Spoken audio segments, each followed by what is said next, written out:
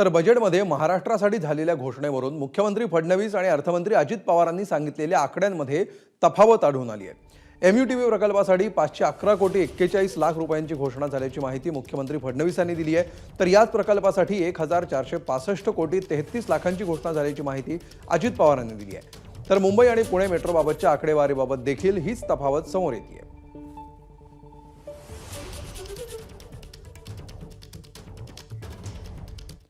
तर मुख्यमंत्री फडणवीस आणि अर्थमंत्री अजित पवार यांनी जाहीर केलेल्या आकडेवारीमध्ये नेमकी काय तफावत दिसतेय पाहूया।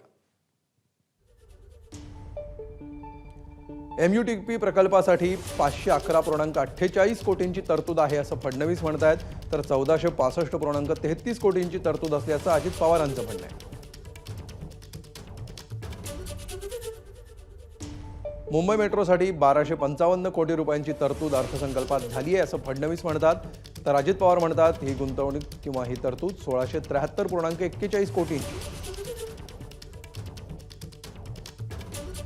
पुणे मेट्रोसाठी 699 कोटींची तरतूद आहे असं फडणवीस म्हणतात, तर 837 कोटींची गुंतवणूक आहे असं अजित पवार म्हणतात।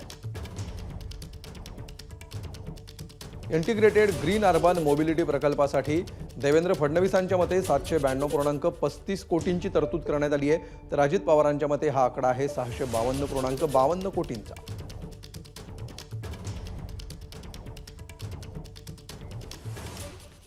दरम्यान यावर विधान परिषदेचे विरोधी पक्षनेते अंबादास दानवे यांनी काय म्हटलंय पाहूया।